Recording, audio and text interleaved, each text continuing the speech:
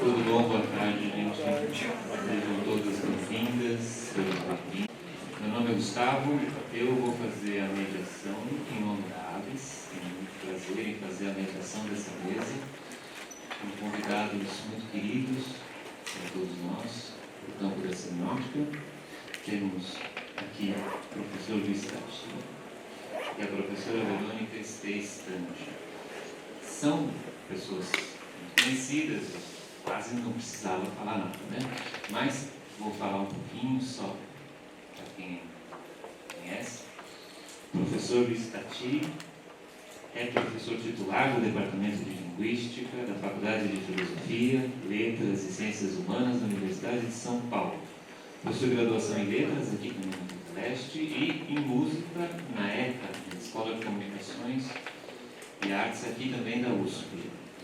Possui uma diversidade imensa de publicações que tocam os assuntos da canção brasileira, da semiótica da canção e também da semiótica, especialmente da semiótica tensiva, da abordagem tensiva. E para citar alguns títulos bastante conhecidos, tem o Cancionista, Composição de Canção no Brasil, O Século da Canção, Semiótica da Canção, Melodia e Letra, Elos de Melodia e Letra, em parceria com Ivan Lopes, Semiótica à Luz de Guimarães Rosa e, a mais recente, Passos da Semiótica Tensiva.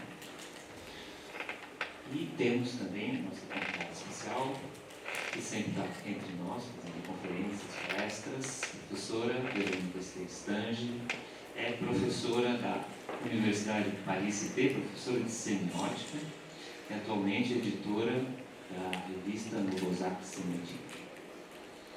E também tem uma diversidade de publicações, desde o doutorado, que ela realizou em Paris 8, ela vem trabalhando com a ideia de musicalidade, de como a musicalidade se tornou transversal nos campos das artes e mesmo no campo de outras reflexões. Publicou alguns livros sobre esse tema. Vou pegar o título. Em 2014, o livro Sans Musicalité, da Loi Secrète du Symbolisme. E também, em 2018, La musique of l'Allemagne, o paradigma musical e l'art contemporain.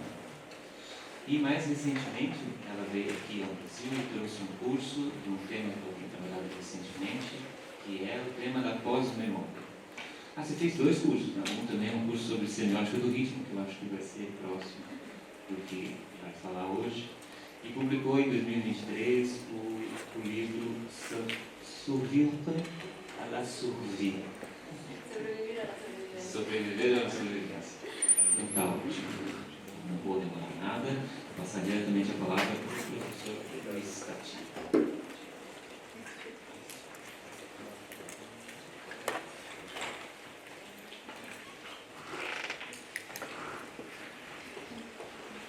Boa tarde a todos.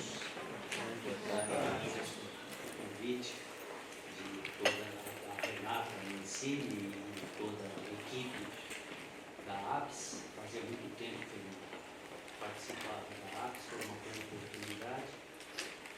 E eu estava pensando no que daria tempo da gente passar, porque cada vez mais eu sinto que os congressos, de maneira geral, os colóquios e tal, quase que é uma gincana para ver se a gente consegue dizer o conteúdo no tempo, né?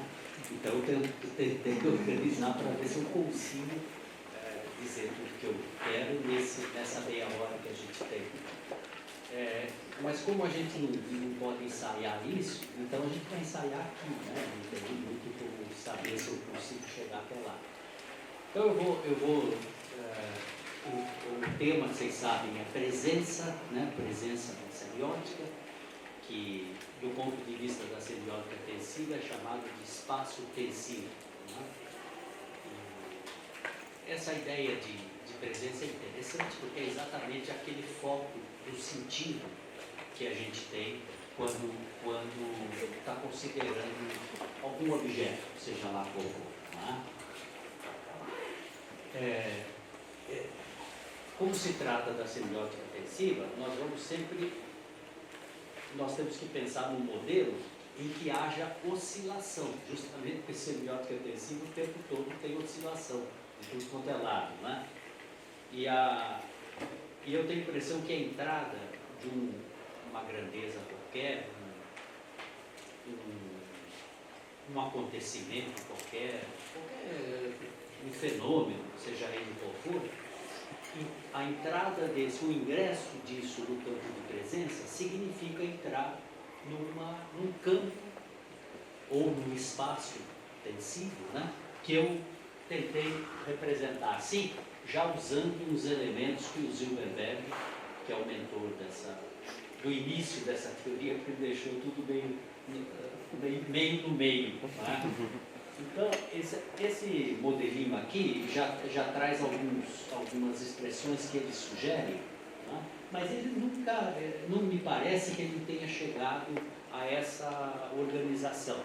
Ele tinha uma outra visão desse mesmo modelo. Você sabe que, na verdade, os autores, eles fazem uma reflexão, na verdade, para responder aos autores que eles seguem. Né? E o Silverberg é um exímio Jansleviano, né? Então tudo, de uma certa forma, era uma resposta a Janslev. E isso acaba fazendo com que, às vezes, não enxergue o que inventou. Percebe? Porque, na verdade, está tentando atender ao seu mestre, ao seu professor e tal, e a gente percebe nas entrelinhas que ele o tempo todo está dando satisfação para alguns autores, especialmente Janslev, para o Cassirer, para o Valéry, ele quase que o tempo todo está dando satisfação, né? E às vezes eu acho que ele deixava de chegar a um modelo um pouco mais operacional, um pouco mais dinâmico para as coisas nossas do dia a dia, no sentido de maneira geral, que é a finalidade final, a finalidade maior, né? Então, eu acho que isso aqui, como está colocado nesse modelinho, ele, na verdade, indica uma oscilação de intensidade, isso aqui. A extensidade vai ser mera decorrência da intensidade, da maneira que eu vou apresentar para vocês. Né? Então, no fundo, há um conceito que é o de acento, que está lá em cima. Por exemplo, esse conceito de acento, no livro que nós traduzimos dele, que é o Elementos Semiótica Tensiva, ele fala 56 vezes em acento. No entanto, não tem acento no glossário. Essas coisas são do Silverberg, quer dizer, coisas que você está achando que são essenciais, ele mesmo não está, porque ele está precisando responder a outras coisas. No fundo é essa questão. E, então o acento me parece crucial, que precisava ser considerado. O acento é um termo que veio do plano da expressão, sabe? Né? Isso vem, inclusive, do universo silábico, principalmente da versificação. E a gente sabe que no plano da expressão, o acento silábico faz com que a sílaba se destaque de todas as demais. De tal modo que aquilo que não é acentuado serve apenas de suporte para que a sílaba, digamos, acentuada reine. E ela, de uma certa forma, ela que está em destaque. Né? A mesma coisa acontece no plano de conteúdo. O conteúdo acentuado é aquele que faz com que todos os conteúdos ao seu redor se tornem invisíveis, ou quase invisíveis. Né? Enquanto os outros conteúdos estão subindo aqui devagarinho essa ladeira, que vai dar lá no acento, né? Alguma coisa já está ocupando aquele lugar. Né? É como se nós tivéssemos uma ascendência e uma descendência, que eu chamaria ascendência pré-acentual e ascendência pós-acentual, que a gente, quando está analisando alguma coisa, precisa localizar onde está aquele objeto acentuado. Né? Ou se está no meio da acentuação, não chegou ainda lá, ou está saindo do inacento é a ausência de acento, né? Está saindo daqui e indo para lá e aproveitando aqui as combinatórias oferecidas pelo Silverberg. As combinatórias são essas aqui, somente menos é sempre uma instância zero. Né? Uma coisa que adquire algo que estava no menos, mas se afasta um pouco do menos, é o que a gente chamaria menos, tá certo? Pela lógica. Né? E em português é melhor isso, menos mesmo que menos de menos. Isso é muito é um idiomatismo francês, a gente precisa usar esse de, né? Menos, simplesmente. E o mais já é uma faixa positiva, entendeu? Por exemplo, você vai visitar alguém que estava doente, daí você sai, então estava doente, estava aqui numa instância bastante precária, né? Depois, se alguém te pergunta como é que estava, como é que fulano de tal está, você diz assim, não está tão mal não.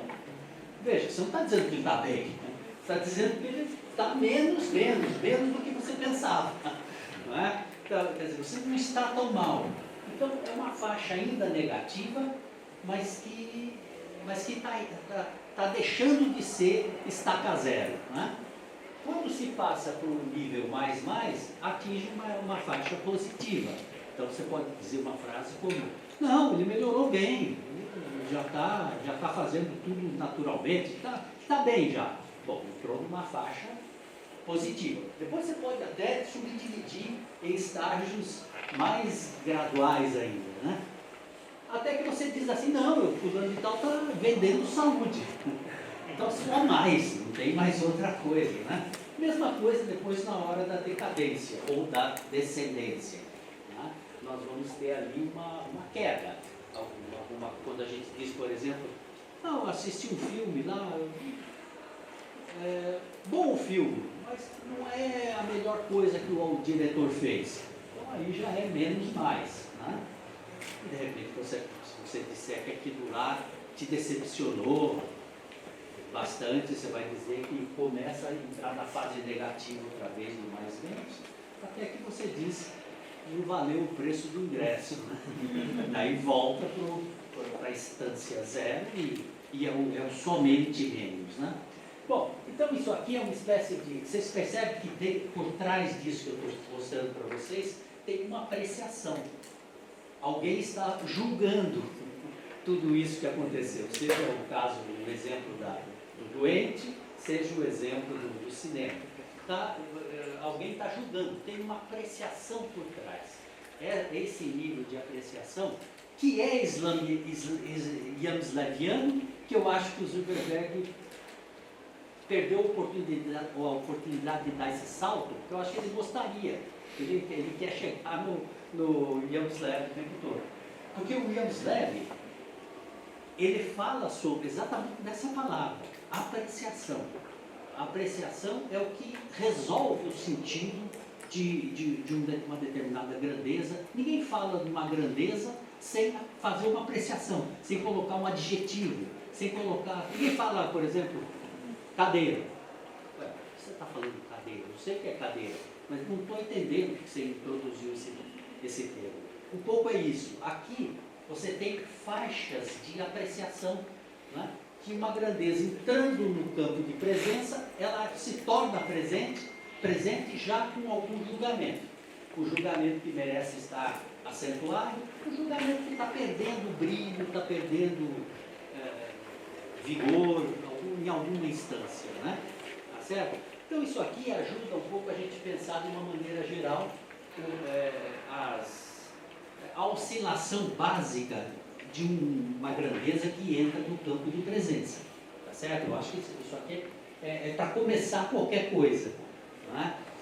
Bom, de onde vem isso aí? Se vocês lerem os textos do Zuckerberg, ele fala constantemente em prosodização da semiótica, que é o que ele pleiteava desde o começo, é uma prosodização da semiótica. Tá? Isso aqui nada mais é do que uma prosódia no plano do conteúdo. Por quê? O que é a prosódia, basicamente?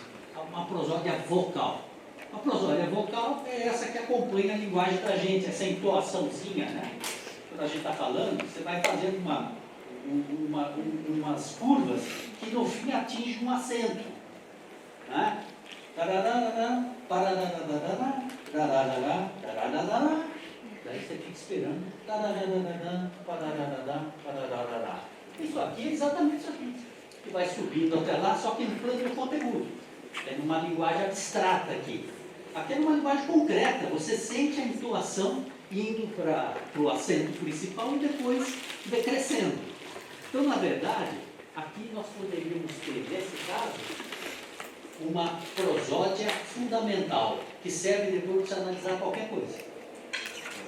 Por isso que eu estou chamando de fundamental. Você pode analisar um filme, uma história qualquer, um artigo de jornal, tá certo? Aqui. Isso aqui, a prosódia vocal, foi aonde a prosódia fundamental se inspirou para montar o seu modelo. Por isso que o Zuckerberg o tempo todo dizia: precisamos fazer uma prosodização da semiótica, ou uma prosodização do conteúdo, como ele dizia mais frequentemente. Né? Então, na verdade, ele se baseou já no elemento da expressão. Mas da expressão, aliás, em dois elementos da expressão. Esse que eu estou dizendo, eu acho que é o mais claro, que é o que vem da entoação. Mas ele não enfatizava tanto esse, ele enfatizava mais a silabação. Por quê? Porque ele precisava prestar satisfação para o Saussure também, que era o outro grande ídolo dele. E o Saussure tem lá um modelo silábico que ele achava brilhante. Não vou entrar nisso porque é interessante, mas ele é menos nítido do que o da entoação. Por isso vamos nos ater a isso aqui. Depois, se houver necessidade, a gente fala sobre a silabação também. É interessante. Então, essa ideia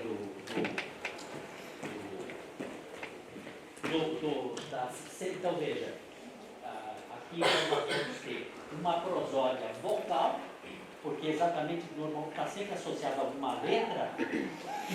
Isso vira canção, muitas vezes vira canção. A gente sabe que a canção, por ter melodia e letra, vem da própria fala da gente. Qual é a diferença entre uma melodia que corresponde à nossa fala cotidiana e a melodia que está na canção? Uma tem a ajuda das regras musicais e a outra não tem, só isso. Mas as direções são praticamente a mesma. Então, essas aqui, elas são imprecisas na fala, né? Eu estou entoando aqui para vocês, mas eu não fico afinando. Toda hora que eu paro numa nota, eu não afino. Eu passo direto, fica meio oscilante, né? Não tem uma afinação ali básica, tá certo? Mesma coisa. E até no acento. Normalmente não tem acento. Você para ali, oscila um pouquinho e tal. Na canção você musicaliza. Na hora que você musicaliza, a nota fica precisa, né? Então fica até mais fácil de você fazer análise quando essas coisas estão na canção. Sempre é difícil transcrever entoação. Entoação é... Agora, a entoação, ela é imprecisa do ponto de vista numérico. Então, por exemplo, quando eu estou dizendo aqui menos, menos, mais, isso parece que é uma coisa completamente imprecisa. No entanto, eu falei para vocês, dei um exemplo, todos concordavam que é mesmo. Quando eu estou falando que fulano não está tão mal assim, vocês sabem que está aqui. Não é? Quando eu digo que uma coisa é menos pior que a outra, vocês sabem que está aqui. Não é? Ou uma coisa está quase bom, mas ainda não está bom, vocês sabem que está lá. Veja, e não tem nenhuma matemática aí. Não é que vocês estão considerando que isso é perfeito do ponto de vista da precisão lógica do que está sendo dito. Não tem precisão lógica. Então isso é interessante, porque aqui também não tem precisão lógica quando é linguagem oral. Aqui fica tudo oscilante. Então aqui também. Isso é muito importante, sabe por quê? Ciências humanas nunca têm precisão. Então é bom que o modelo, na verdade, precisa que todos estejam de acordo na sua comunidade. Isso sim. Mas não que haja precisão numérica. Certo? Aliás, isso é uma boa dica que a gente podia dar para as pessoas que querem fazer das ciências humanas ciências exatas, como se fosse possível. É outra maneira de tratar o científico. Não é? Certo? E Bom, então, dito isso, vamos para uma outra fase. O que acontece com o plano, com a extensidade, quando a gente tem uma intensidade que cresce? Eu nem preciso fazer nenhum tipo de abscissa aqui, não precisa disso. Sempre quando nós estamos indo somente mais, a extensidade, vocês sabem o que é extensidade, né? A extensidade exatamente diz respeito ao conteúdo que você vai ou selecionar ou difundir, né? Conteúdo de maneira geral, pode ser conteúdo em qualquer área, né? A intensidade, que é isso aqui, tem a ver com o sujeito, sempre o sujeito está em jogo. A extensidade diz respeito ao conteúdo tratado por esse sujeito. Se ele aumenta a intensidade, ele concentra o conteúdo. Quer dizer, ele só vai acentuar alguma coisa que ele tenha selecionado. Ele não vai acentuar o mundo inteiro. Então não dá para estudar o mundo inteiro e nem falar sobre isso, né? Tá certo? Quer dizer, ele vai necessariamente diminuir a extensidade. Com isso a gente chega a uma ideia que eu vou deixar aqui, depois se vocês quiserem desenvolver, é só me perguntar, mas só existe, vocês conhecem já correlação inversa da intensidade com a extensidade e correlação conversa. Só existe a inversa. A conversa é bobagem. A conversa nunca deu certo. O próprio Zuckerberg ele ficava meio... Porque, teoricamente, se você tem a inversa é assim: cresceu a intensidade, diminuiu a extensidade. Diminuiu a intensidade, cresceu a extensidade. Essa é a inversa. A outra seria assim: cresceu a intensidade, cresceu também a extensidade. Infinito. Quer dizer, não tem o que você analisar aí. Né? É apenas, é quase um critério para se opor ao critério da inversão. Né? Então tem que ter uma do movimento converso, quer dizer, as duas indo para a mesma... Isso não é analítico, não é operacional. Depois, se vocês quiserem, eu leio um pedacinho do Zuckerberg, quando ele fica desesperado, que ele não consegue resolver o negócio da correlação conversa. Ele consegue tentar propor o que deve estar por trás do fato de só existir correlação inversa. Né? Isso que daí eu leio para vocês, aí se vocês quiserem. Mas não deve ter nada, né? Pode ser que a gente consiga alguma coisa. Então esse modelo é só para intensidade, tanto lá em cima como aqui embaixo. Quando chega lá em cima, necessariamente a extensidade está concentrada. Por isso que a gente diz que há uma grande densidade de conteúdo. Sempre quando você tem um acento, do ponto de vista da extensidade, você tem uma grande densidade de conteúdo. Exatamente porque você reduz aquele objeto a alguma coisa palpável, pertinente. O sentido de pertinência vem disso. O fato de você reduzir, concentrar o objeto que você quer analisar. O sentido de pertinência, que é uma coisa sempre usada em linguística e tal, vem disso, né? Do ponto de vista semiótico. Tá certo? E quando você está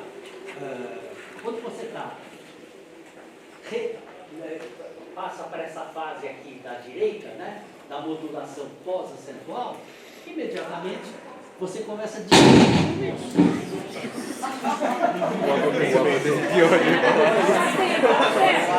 pode ser a descendência, né? Então depois dessa ilustração fica fácil, já entendeu? Na verdade, quando você começa a decrescer aqui o conteúdo, você começa a ver uma difusão da extensidade, quase que a contínuo.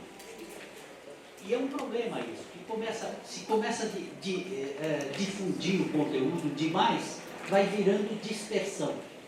Então, não tem nem intensidade e também não tem extensidade, porque a extensidade muito alongada, ela vira dispersão. não é? Tá certo? Quer dizer, tem isso tudo eu acho que a gente precisava levar em consideração quando está pensando nesses termos, né?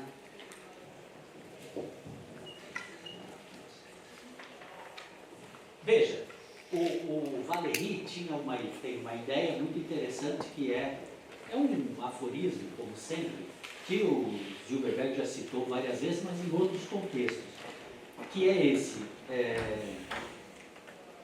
o mundo vale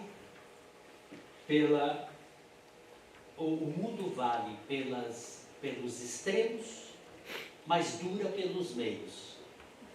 O mundo vale pelos extremos, quer dizer, são os momentos descontínuos, mas dura pelos meios. Às vezes dura muito tempo pelos meios, mais de um século. Né? Mas ninguém leva em consideração porque não teve nada que acentuasse. Então, aqueles períodos que não foram acentuados, passa direto, você nem comenta. Né? Então, ele dizia justamente isso, e depois tirava uma ilação política. Né? O mundo vale pelos radicais, mas dura pelos moderados. Né? Era essa a ideia do Valéry. Eu diria, dentro dessa ideia aqui, que o mundo vale pelos acentos e dura pelas modulações. É sempre a mesma coisa. Normalmente está subindo ou descendo, as modulações está sendo levado para o acento ou sendo afastado do acento, indo para o inacento. Normalmente os conteúdos estão sempre nessa transição. Né? Tá certo? Então, isso é importante porque quando ele diz o mundo vale por isso, já está tendo um julgamento. Certo? Então, o Valéry não estava pensando nisso, mas agora, quando a gente está unindo as duas coisas, se o mundo vale por isso, ele está julgando. Então, isso aqui é um modelo de julgamento que está por trás de tudo, portanto, a prosódia de natureza fundamental. Você pode usar em qualquer outro, para análise de qualquer outro sistema. Tá certo? Então, a coisa da apreciação já está dito. E eu vou, então, mostrar para vocês como que isso aparece. Deixa eu só citar um exemplo ainda no discurso oral, ou discurso escrito, pode ser, mas no discurso verbal. Eu vi outro dia na Folha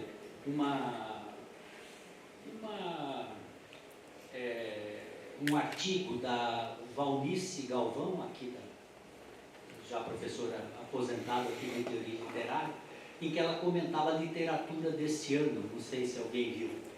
Eu acho que a Folha pediu para ela uma resenha dos vencedores, dos melhores livros deste século, né? Quer dizer, na verdade, desses primeiros 25 anos. Né? E ela faz uma leitura ali, ela pegou os 5 primeiros, 6 ou 7 primeiros, que é, por exemplo, Um Defeito de Cor, Torto Arado, do Itamar Vieira, o Avesso da Bela, de Jefferson Tenório, 9 Noites, de Bernardo Carvalho, Olhos d'Água, de Conceição Evaristo. Ficou nesses primeiros, ela nem pegou tudo, porque a seleção era de 20 e tantos, 25. E ela começa a falar que ela observou que todas as abordagens ali, a grande dominância era o tema da negritude. Ou seja, quando tem racismo, quando tem coisas de preconceitos, quando tem negritude. Negritude é bem um termo francês, não é, que vem do Senghor, do Aimé Césaire, que são autores que introduziram essas noções de negritude na França, e ela provavelmente bebeu nessa fonte, então ela fala da negritude. Né? Então ela fica analisando, que bom, acho que até trouxe aqui os trechinhos, ela fica analisando, que bom, agora a gente esperava que chegasse esse momento, e agora a gente pode dizer, diz assim: é um privilégio poder ver o Brasil se assumir como o maior país africano do mundo, né? Disputando primazia com a Nigéria, por exemplo. Né? Quer dizer, então aliás, Vocês percebem? Quando sobe aqui, é sempre um acréscimo afetivo. Percebe? É sempre intensidade afetiva, não é racional. É depois, na hora da resolução do afetivo, que aparece o lado racional. Então veja, aqui, para ela, negritude é o que chamou a atenção. Ela gostou desse conceito dentro da literatura feita nesse século. Essa é a ideia dela. Né? Então ela diz, chega no final, ela diz, nem é preciso dizer que a tendência é bem-vinda. E já vem tarde, inclusive. Né? E no final ela ainda diz, no meio do texto ela diz, mas não deixa de ser interessante, a temática da negritude é avassaladora. Depois, de repente ela começa a falar assim, mas ao mesmo tempo eu estou vendo que as pessoas agora estão tratando só do conteúdo. Como quem diz, e o plano da expressão? Mas ela não fala plano da expressão, ela fala forma, porque para a teoria literária existe forma e conteúdo. Para a gente não é assim, né? Mas então eu já estou traduzindo como seria para a gente. Está faltando trabalhar o significante, está faltando trabalhar o plano da expressão. Veja, eu estava falando de negritude e não estava inclusive exaltando, mas daí ela estava achando que era insuficiente daqui a pouco, né? Veja, então o que ela está fazendo?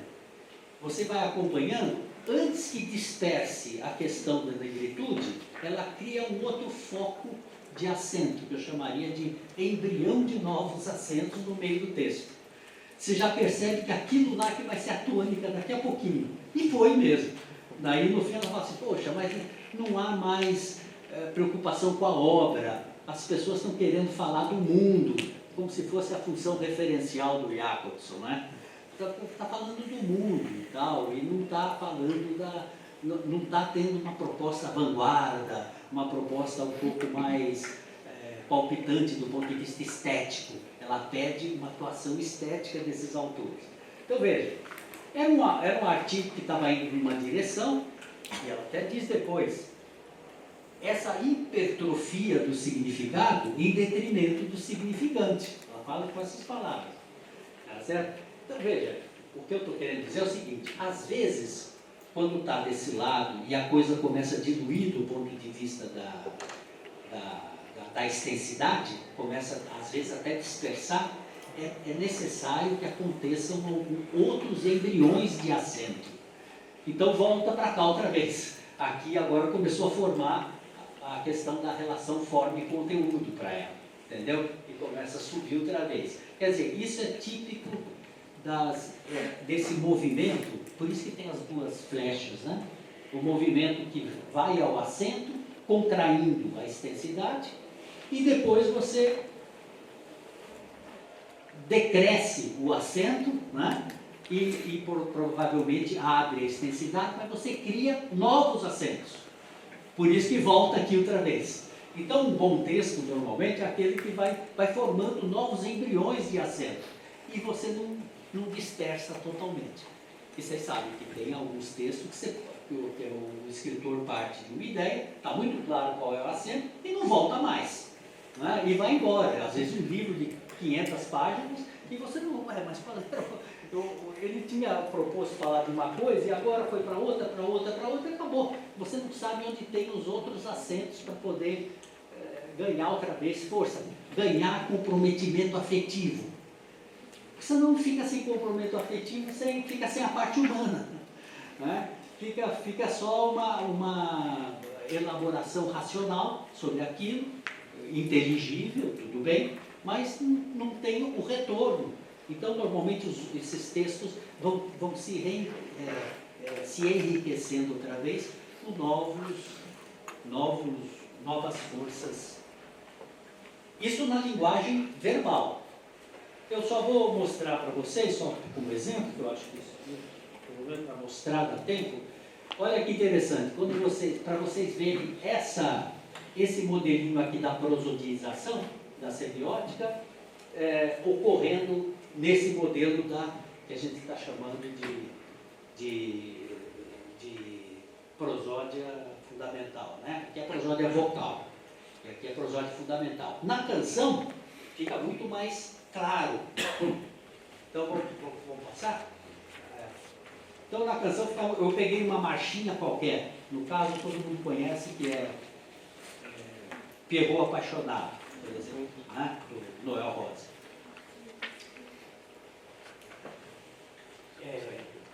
Então, vocês sabem como funciona isso aí, né? A maioria acho que sabe ou não sei.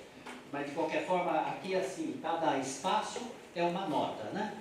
Cada espaço é uma nota, vai de meio em meio tons, como se fossem todos os tons, né? Então, isso aqui tem a melodia e, ao mesmo tempo, a letra de Pierrot Apaixonado. É uma marchinha. Ó, se eu for cantarolar o que tá escrito ali, ainda está em destaque os pontos de acento. Um Pierrot apaixonado, danado, que vivia só cantando. Está indo para prótase, para o auge da prótase. Por causa de uma... Está lá no mais, por causa de uma colombina. Agora começa a descer. Bina acabou chorando. É a apótese, tá certo? Então vocês percebem que aqui fica tudo mais fechado numa transcrição musical. Tá ok? Então, isso aí era só para mostrar para vocês que isso aqui está dentro da prosódia fundamental. Né? Só que, no caso da canção, porque exatamente não é uma linguagem utilitária, é uma linguagem estética, como queria a Valnice, né? Ou uma linguagem artística. Normalmente o significante tem que ficar cristalizado, tem que ficar fixado, o significante. Vai ser sempre assim, com essas interações que eu mostrei aqui, né? A maneira de fazer acento não é a mesma. Aqui eu estou mostrando como existe dentro da canção o procedimento da linguagem coloquial da gente, de subir e descer. Só nesse primeiro diagrama. Tá? Mas, na verdade, quando você faz a canção, o acento não está aí. O acento está no refrão. Então, é tudo aqui, toda essa parte primeira é o acento da música. Por isso que nas canções, quando você vai para a segunda parte, você volta para a mesma letra e mesma melodia, que é o refrão. Aqui não, aqui no texto da Valnice, você cria outros acentos, porque a linguagem utilitária, ela não fixa, ela é para ser desprezada, tá certo? A linguagem da fala da gente, você não guarda o significante, você não precisa conservar o significante, você dispensa. Né? Se vocês pedirem para eu repetir uma coisa que vocês não entenderam, eu já repito de outra maneira. Eu não vou dizer a mesma coisa, senão vocês não vão entender do mesmo jeito. Tá certo? Então, quer dizer, é próprio da linguagem, isso vale Rita, né?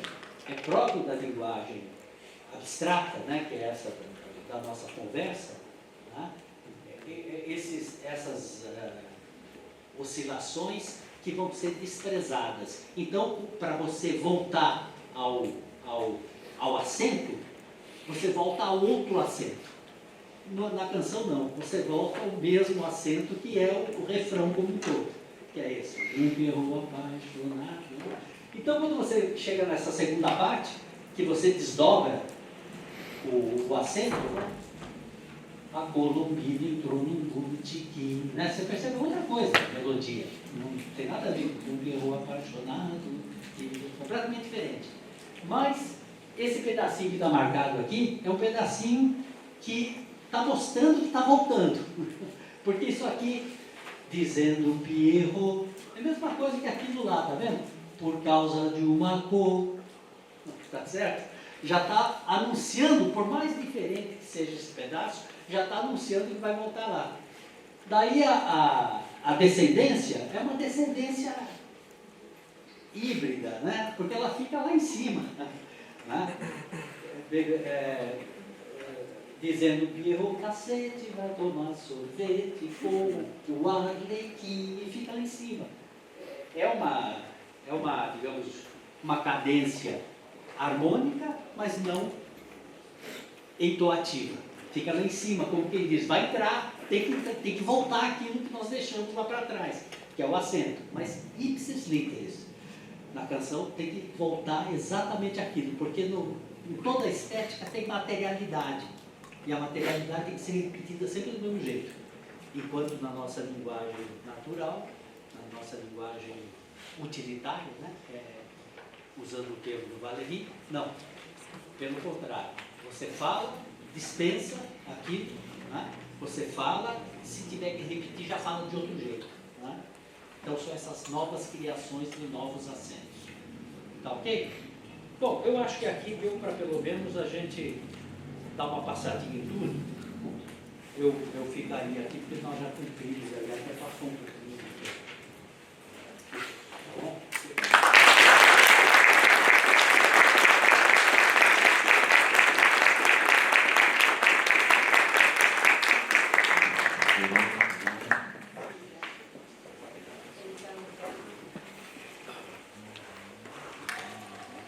Bueno, mientras Gustavo proyecta el PowerPoint, quiero empezar agradeciendo la invitación a intervenir hoy, agradecer a Renata por el extraordinario trabajo de organización que ha llevado a cabo junto con el equipo que la acompaña. Es para mí un honor intervenir en este espacio junto a Luis Tatit, cuyos aportes, como dijo Gustavo, a la semiótica tensiva y a la semiótica de la canción conocemos todos.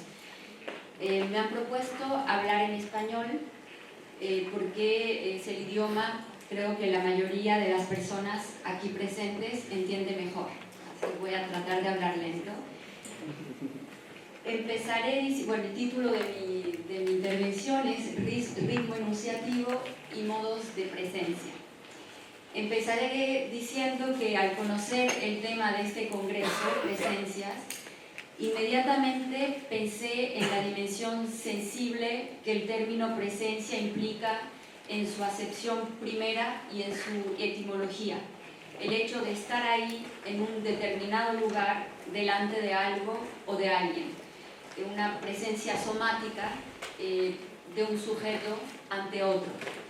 Como sabemos, ese es justamente el sentido que Eric Landowski le atribuye a este concepto, especialmente en su libro Presencias del Otro. Este libro, que fue publicado en 1997, me parece, sin embargo, ser de gran actualidad. En él, Landowski observa, cito, Landowski observa que la única cosa que de una manera u otra puede sernos verdaderamente presente es el sentido. Y según él, es por eso que en lo que respecta a nuestra aprehensión del tiempo, el presente se hace efectivamente presente cuando irrumpe ante nosotros un acontecimiento inesperado y por lo tanto significante. Del mismo modo, el espacio se hace presente cuando el sujeto atribuye un sentido a los elementos figurativos o figurales que componen ese espacio. En lo que respecta al ámbito intersubjetivo, la percepción del otro y de sí ante el otro, e incluso intrasubjetivo, es decir, la percepción de uno mismo, la presencia implica la resemantización de la interacción, dice Landowski. E implica también la consideración del discurso no ya como signo, sino como acto, el acto de estar ahí con alguien. Por lo tanto, concluye él, cito, la semiótica del discurso que pretendemos emprender debería ser en el fondo algo así como una poética de la presencia. En ese marco, ya que desde hace varios años he venido trabajando sobre la relación entre el ritmo, que definiré más adelante, la identidad enunciativa y la subjetividad, me propuse reflexionar aquí sobre el sustrato rítmico de la presencia así concebida. El propio Landowski recurre varias veces al término de ritmo en el libro que cité, y en particular lo introduce cuando propone considerar dentro de las interacciones al yo y al otro no como términos fijos de una categoría que se excluyen mutuamente, sino más bien como entidades en devenir que se configuran y se delimitan recíprocamente. En vez de esencializar la identidad, lo cual le confiere, dice él, un carácter acrónico, se trata pues de aspectualizar las interacciones. Es entonces cuando interviene el ritmo. Cito: el tiempo se presenta en este caso como un transcurso continuo que introduce un ritmo particular en las variaciones incesantes que afectan la distancia entre los sujetos. Ya que el ritmo no constituye un eje temático de este libro, a lo largo de sus páginas no se lo define explícitamente. En algunas ocurrencias aparece vinculado con el tempo, las variaciones de velocidad, ¿no? Rápido o lento. En otros párrafos se lo tiende a asociar a la recurrencia y a la periodicidad. En todo caso, está claro que dentro de la poética de la presencia así concebida, la aspectualización de las interacciones implica de algún modo la introducción del ritmo en la aprehensión de la significación. Entonces, en esta intervención quisiera poner en evidencia el rol del ritmo en las configuraciones actoriales, desde el sujeto individual, que se define por un cierto modo de organizar el flujo del discurso, hasta los sujetos colectivos, cuya presencia se estructura también en torno a parámetros rítmicos, pasando por las relaciones intersubjetivas. Mi presentación va a estar dividida en dos partes. En la primera propondré una pequeña teoría o una prototeoría semiótica del ritmo, y en la segunda voy a aplicar estas consideraciones al ámbito específico de las interacciones. Para tratar de definir y, por así decirlo, semiotizar un concepto tan escurridizo, polisémico e incluso polémico como es el ritmo, me ha resultado indispensable recurrir, con el perdón de Eric, a la teoría tensiva de Claude Silberberg, entre otras. Dicho esto, no soy silberberiana, pero tampoco soy landowskiana, y más adelante citaré a Jean-Claude Coquet sin ser coquetiana. En suma, en estas reflexiones en torno al ritmo, que todavía están en proceso de elaboración, estas reflexiones son el resultado de una especie de bricolaje conceptual. Algunos de ustedes conocen ya el trabajo que he desarrollado en este sentido, sobre todo porque he dado cursos aquí, así que inevitablemente me repetiré un poco, pero pretendo ahora extender esas observaciones a ámbitos de aplicación que hasta ahora no había abordado. Uno de los principios fundamentales que retengo de la teoría de Silberberg es la necesidad de disociar el ritmo de la regularidad, y en el caso de la poesía, de la métrica. Esto conduce, como dice Silberberg, al divorcio del ritmo y el conteo silábico. Sobre esta base propone situar el ritmo no en el ámbito de lo discontinuo, sino en el ámbito de lo continuo. El ritmo sería, pues, cito a Silberberg, este paso, esta transitividad, este predominio del intervalo sobre los golpes, las notas, los acontecimientos. Por ejemplo, se podría pensar desde una perspectiva distinta que el ritmo es esto. Pero si le sobrepongo una melodía, por ejemplo, mira niñita, te voy a llevar a ver la luna brillando en el mar. Desde la perspectiva de Silberberg, el ritmo es lo que le superpuse al metro, aunque el metro lo acompaña y de alguna manera lo estructura, pero el ritmo es todo ese recorrido. Cuando canto al público canto muy mal, pero por eso no fui cantante, sino soy artista, pero no canto tan bien como en todo caso, eso es el ritmo, esto que se superpone a lo que sería la métrica. Esta observación elemental me parece que permite inscribir una posible semiótica del ritmo en la línea de aquellos investigadores que, como Henri Mechonic, que en Francia desarrolló toda una poética del ritmo muy importante, investigadores que reconocen el estrecho vínculo entre el ritmo y la subjetividad que se constituye a través de la enunciación en acto. Por cierto, creo que entre Silverberg y Mechonic no había muy buenas relaciones, y cuando en París 8 Mechonic dio una conferencia, yo estaba presente, el título era Reformular toda la teoría del lenguaje, y era paralela a la conferencia de homenaje a Claude Silverberg, a toda una jornada de estudios. Por supuesto, yo fui del lado de Silverberg, pero me parece que hay convergencias entre las dos teorías. Entonces decía, la subjetividad que se constituye a través de la enunciación en acto es lo que le interesa a Mechonic al considerar el ritmo como perteneciente al ámbito de lo continuo.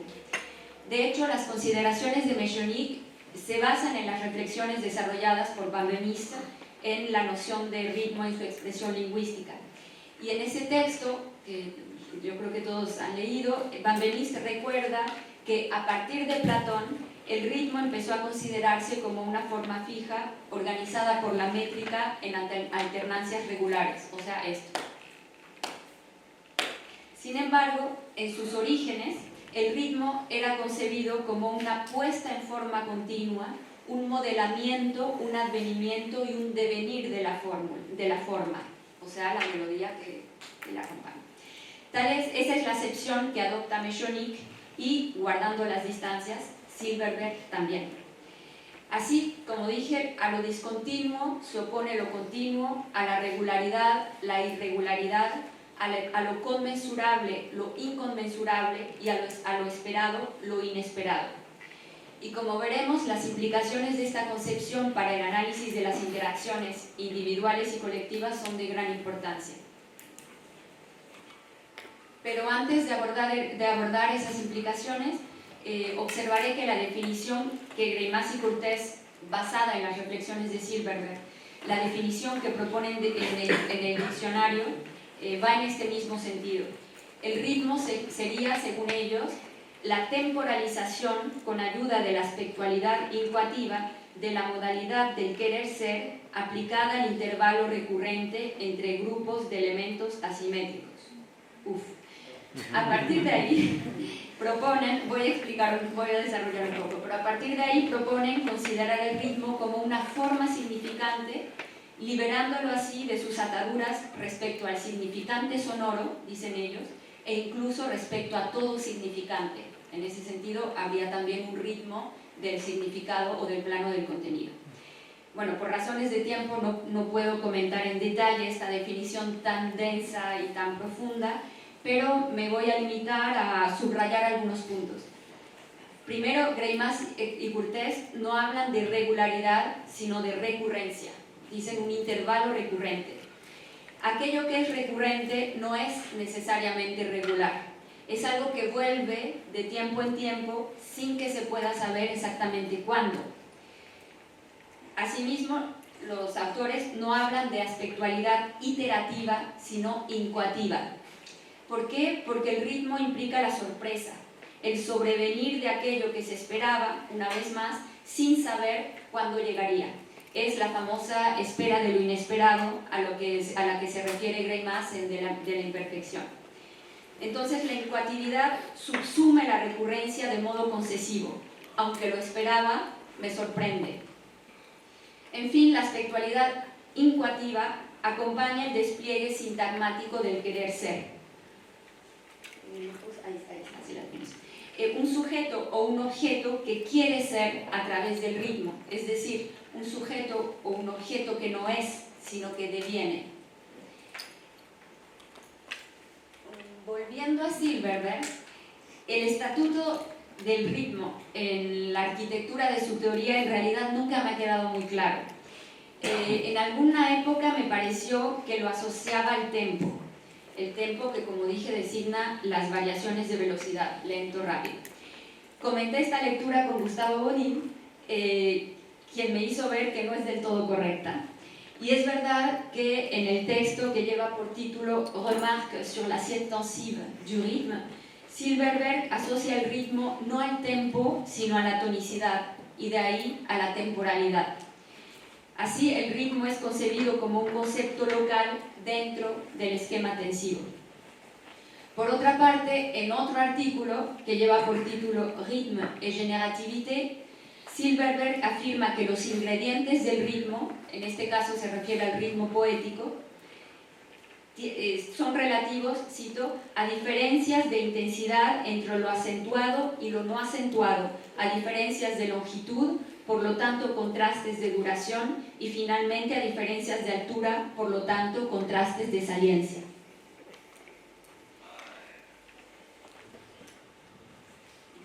En lo que a mí respecta, ahora con el perdón de Silverberg, tiendo a considerar el ritmo como un concepto englobante, y eso por razones tanto heurísticas como teóricas. En efecto, me parece que el término ritmo, semióticamente definido, posee un espectro de aplicación que otros términos no tienen. Por dar solo algunos ejemplos, podemos hablar del ritmo de la música, de la poesía o de la pintura, lo cual supone una aprehensión holística y transversal de las obras en cuestión, más allá de las propiedades específicas de estos distintos lenguajes. Del mismo modo, decimos que el ritmo es contagioso, una afirmación que me interesa, por supuesto, desde la perspectiva de las interacciones y del contagio de Eric Landowski. Pero es menos habitual decir que el tempo o la tonicidad son contagiosos. Por otra parte, como sugiere Pierre Sauvanet, que ha trabajado también sobre el ritmo, si consideramos la afirmación que dice «Je suis le rythme», en francés es posible interpretarla como «sigo el ritmo», «suivre le rythme», o «soy el ritmo», «être le rythme». En este caso, dice Sauvanet, seguir equivale a ser, en la medida en que seguir el ritmo implica incorporarlo, encarnarlo, transformarse en él. Creo que solo el ritmo podría tener ese alcance, digamos, óntico. En el plano teórico, la concepción que propongo del ritmo proviene fundamentalmente del ámbito musical. En particular, retomo la hipótesis de Françoise Gervais, especialista en la pedagogía de la música, y Gervais postula la existencia de un ritmo englobante que reúne los ritmos específicos asociados a los distintos parámetros de la obra musical. Esos ritmos específicos, que solo voy a mencionar, son el ritmo relativo a las afinidades tonales, el ritmo generado por las variaciones de tempo, el ritmo que producen las modulaciones de la fuerza sonora, el ritmo relacionado con las diferencias de altura y el ritmo relativo a las variaciones de timbre. Una vez más, el ritmo global subsume a ese conjunto de ritmos y les da coherencia. No voy a entrar en los pormenores de esta teoría que por mi parte he extendido a la poesía y a la pintura. Únicamente ahora voy a presentar, antes de pasar al punto siguiente, voy a presentar las conclusiones a las que he llegado con miras a una semiótica del ritmo, para pasar luego, como dije, a los modos de presencia que el concepto de ritmo permite reconocer. La definición que propongo del ritmo prolonga en principio la de Mechonic. El ritmo sería la organización del flujo discursivo por parte del sujeto. Pero me parece posible insertar esta definición de base en un modelo generativo.